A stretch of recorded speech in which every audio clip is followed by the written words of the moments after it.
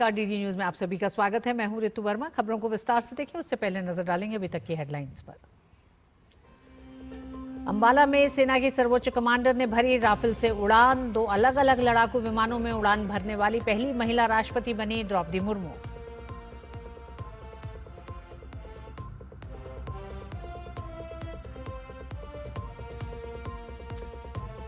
प्रधानमंत्री नरेंद्र मोदी मुंबई में maritime leaders conclave को करेंगे संबोधित। प्रधानमंत्री इंडिया मैरीटाइम वीक 2025 में ग्लोबल मैरीटाइम सीईओ फोरम की भी करेंगे अध्यक्षता।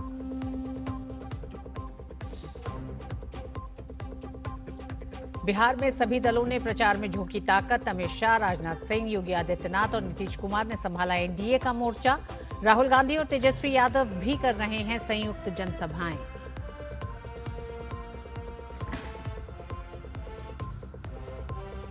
वोट बैंक के लिए कांग्रेस करती है बांग्लादेशी घुसपैठियों का समर्थन।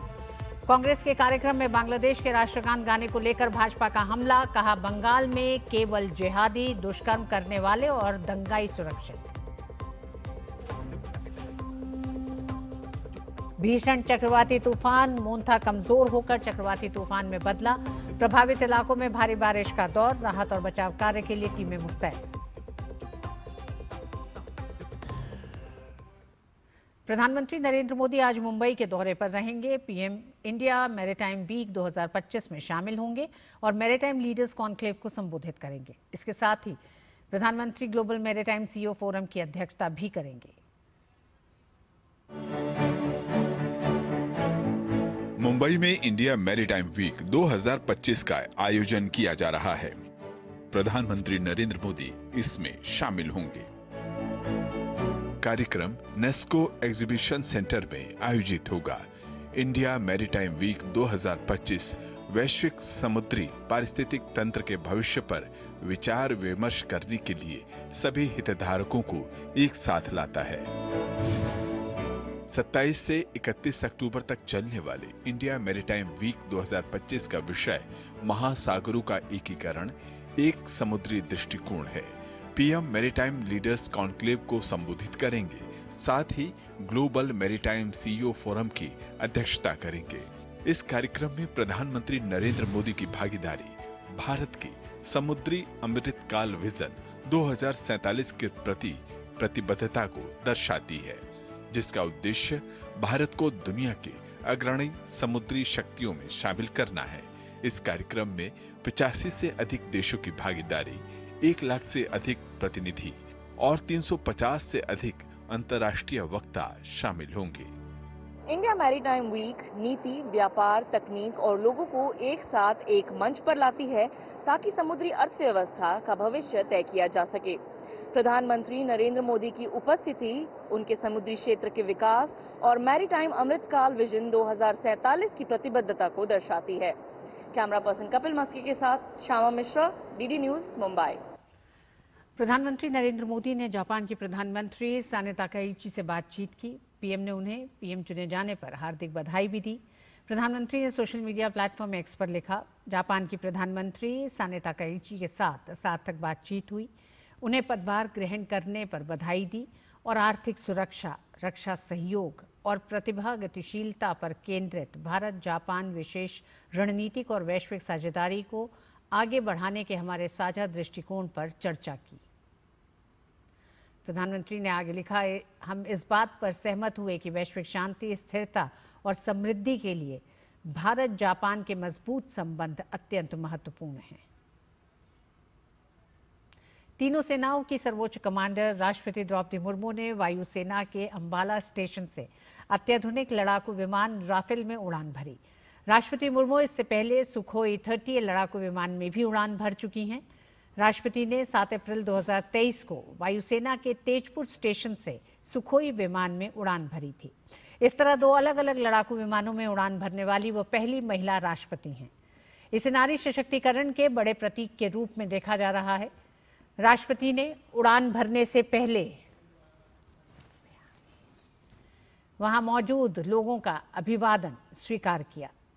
इस अवसर पर वायुसेना प्रमुख air chief marshal AP Singh और कई अन्य वरिष्ठ अधिकारी भी मौजूद थे। उपराष्ट्रपति सीपी राधाकृष्णन 28 से 30 अक्टूबर तक तमिलनाडु के दौरे पर हैं। उपराष्ट्रपति आज तिरुप्पुर के बेलायुधस्वामी कल्याण मंडपम में एक सम्मान समारोह में शामिल हुए। इस दौरान उपराष्ट्रपति ने लोगों को संबोधित भी किया। पदभार संभालने के बाद उपराष्ट्रपति की ये पहली तमिलनाडु यात्रा है।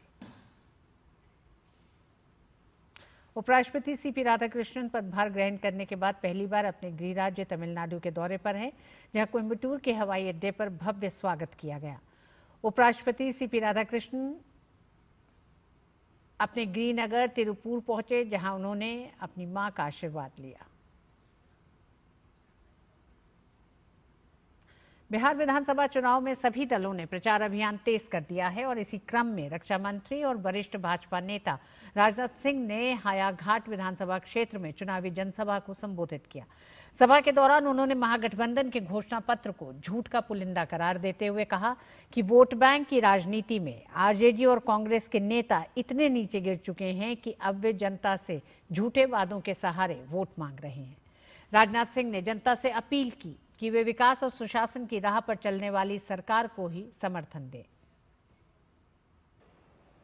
आरजेडी ने, राजद ने चुनावी घोषणा पत्र जारी किया है और उसने कहा है कि हर व्यक्ति के एक घर में एक को हम सरकारी नौकरी देंगे। मैं आपसे पूछना चाहता हूं, यह संभव है?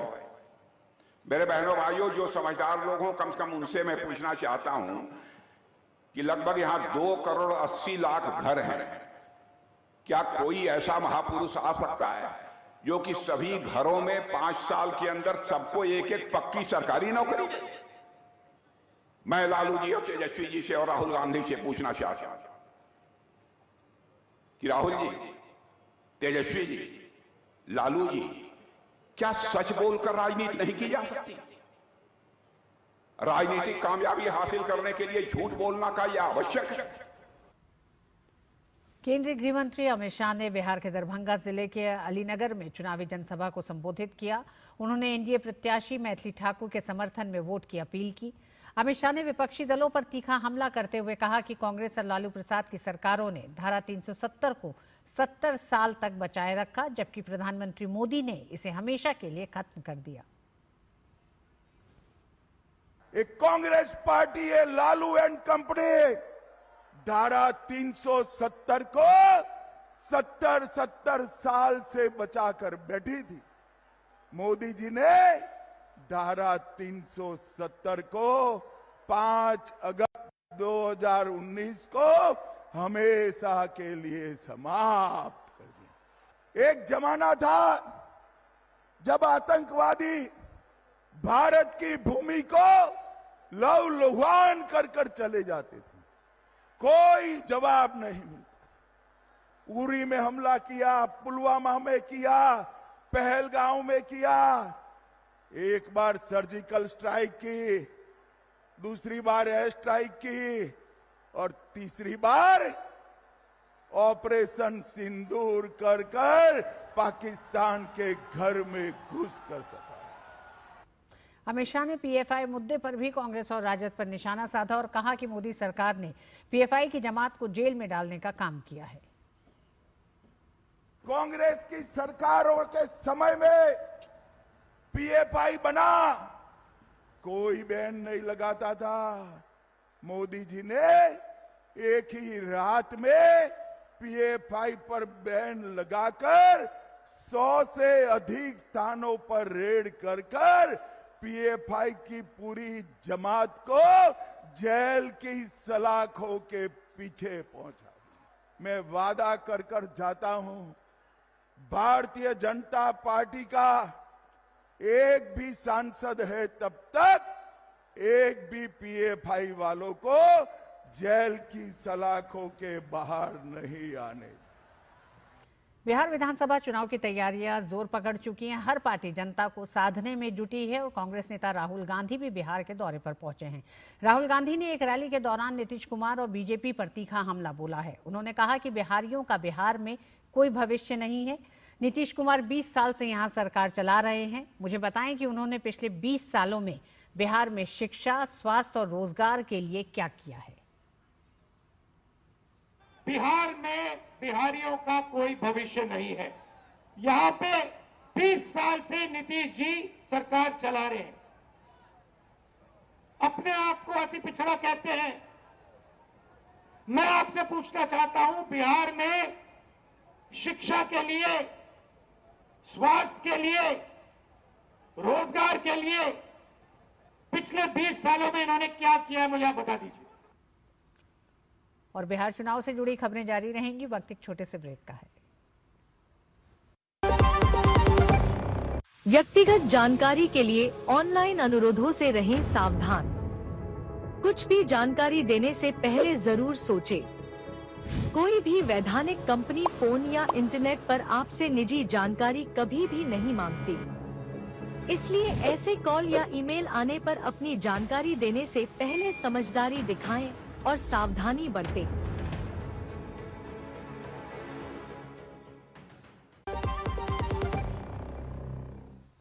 बिहार के उप मुख्यमंत्री सम्राट चौधरी ने महागठबंधन के घोषणा पत्र में लालू यादव को ही जगह नहीं देने पर निशाना साधा है। सम्राट चौधरी ने कहा कि पहले जनता लालू को विलन मानती थी, अब उनकी पार्टी आरजेडी ही लालू प्रसाद यादव को विलन मानने लगी है।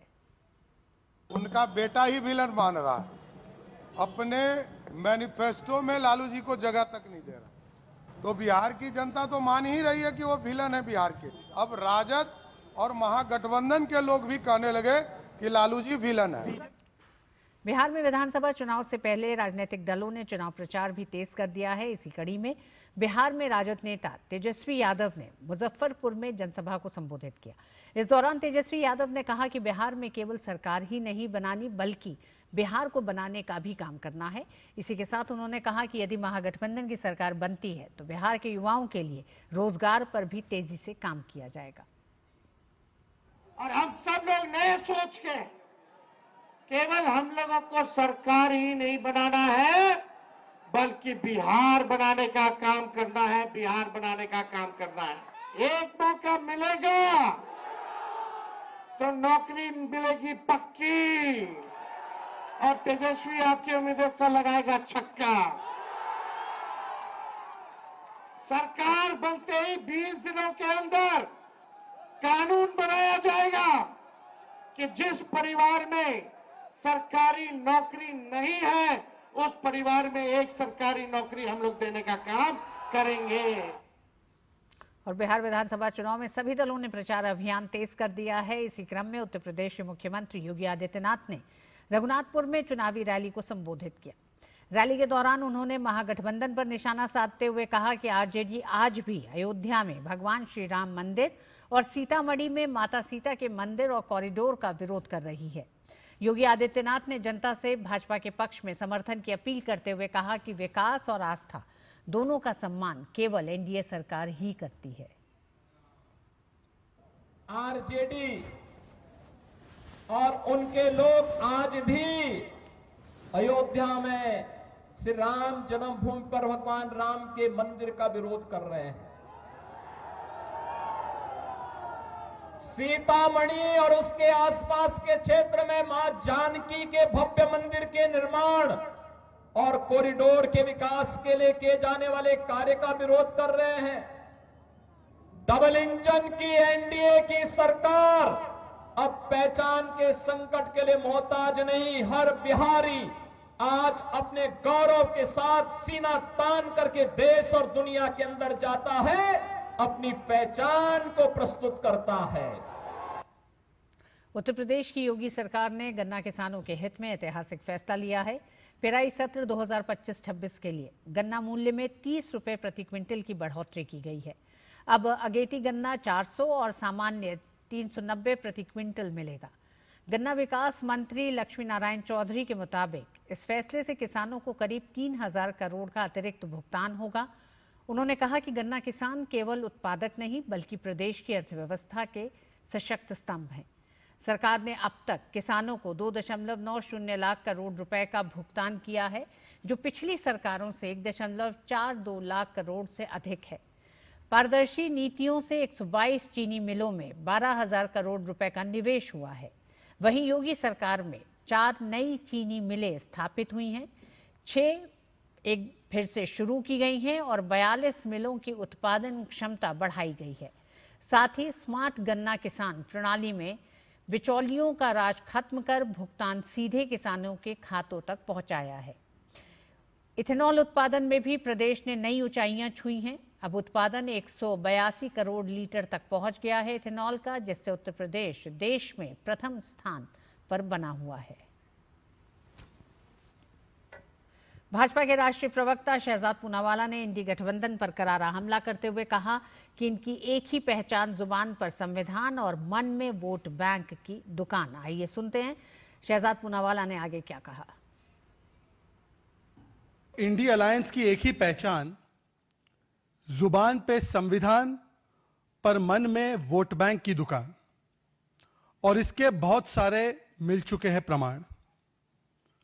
जो लोग कल तक पाकिस्तान को कहते थे कि पाकिस्तान तू मेरा भाईजान, आज कांग्रेस पार्टी बन चुकी है बांग्लादेश की कदरदान, और इसका भी आज सामने प्रमाण आ चुका है। मित्रों, जुबान पर संविधान रखने वाले मन में वोट बैंक की दुकान इस कदर चला रहे हैं कि अब केवल बांग्लादेशी अवैध घुसपैठियों के साथ ही नहीं, केवल रोहिंग्याओं के साथ ही नहीं, बल्कि ऑफिशियली कांग्रेस पार्टी किस प्रकार से भारत के टुकड़े टुकड़े एजेंडे में उतर आई है, इसका प्रमाण सामने आया है। और शहजाद पूनावाला ने इतना बड़ा हमला क्यों किया, उसका कारण है असम में कांग्रेस पार्टी के एक आधिकारिक कार्यक्रम में बांग्लादेश का राष्ट्रीय गान गाए जाने को लेकर शहजाद पूनावाला ने तंज कसते हुए कहा कि कांग्रेस के एक वरिष्ठ नेता ने पार्टी कार्यक्रम के दौरान ये गीत गाया, जिससे साफ होता है कि कांग्रेस बांग्लादेशी घुसपैठियों के समर्थन और पाकिस्तान को लेकर सॉफ्ट स्टैंड लेती रही है।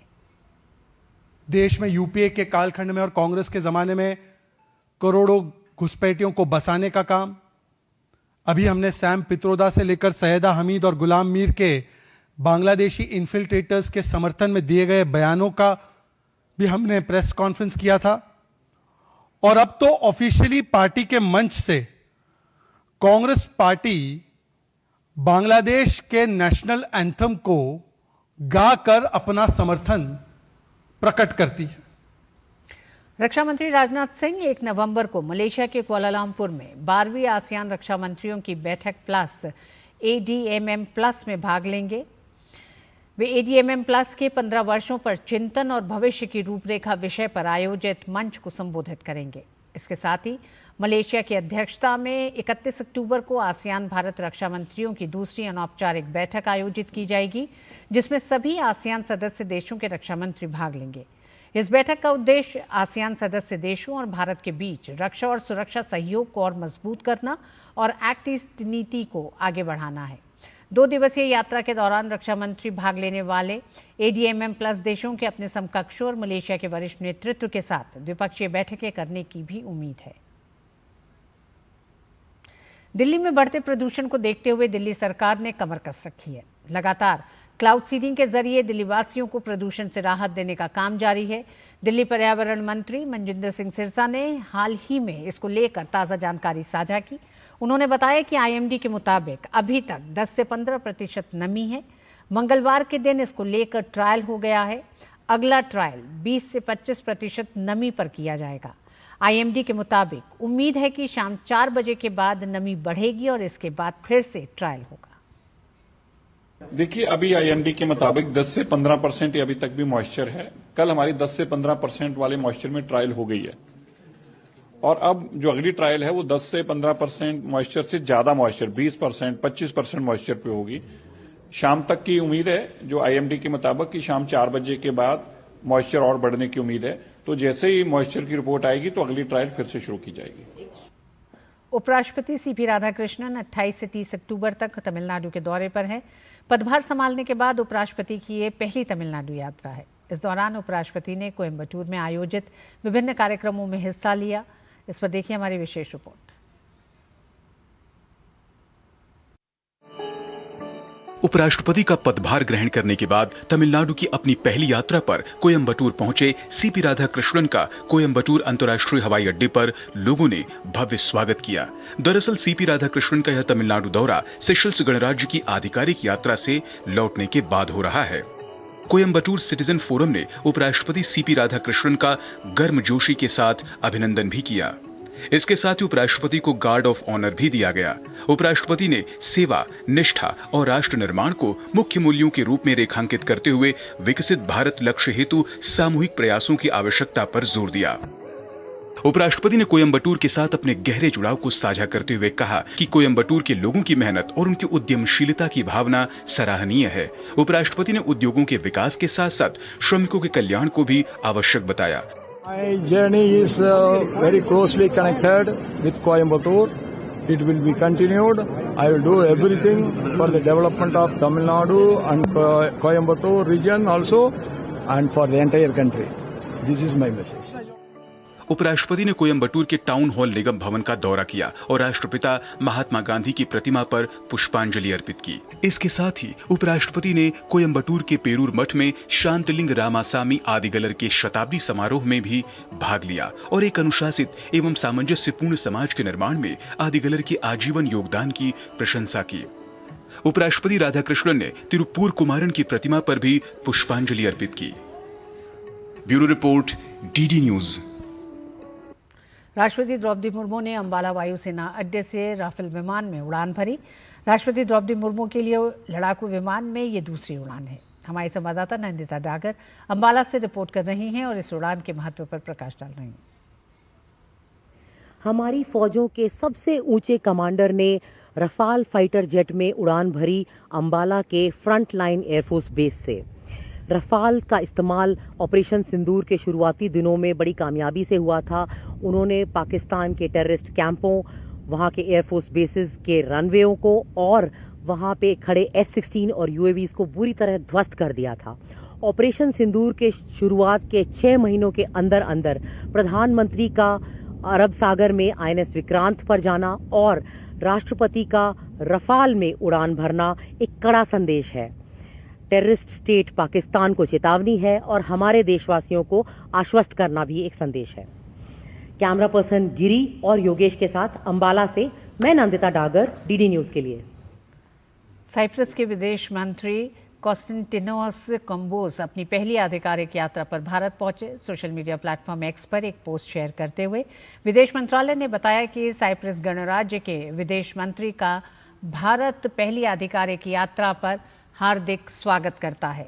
इससे भारत और साइप्रस के कार्य योजना 2025-29 के कार्यान्वयन में प्रगति की समीक्षा पर चर्चा करने का अवसर मिला है।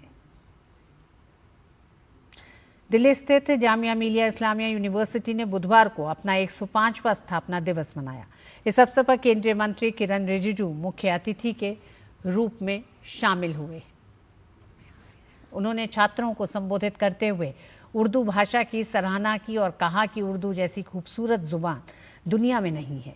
उन्होंने कहा कि सरकार हर समुदाय की भलाई के लिए काम कर रही है। इसी उद्देश्य से जियो पारसी कार्यक्रम चलाया जा रहा है। जामिया मिलिया इस्लामिया का 105th फाउंडेशन डे में मुझे आने का मौका मिला।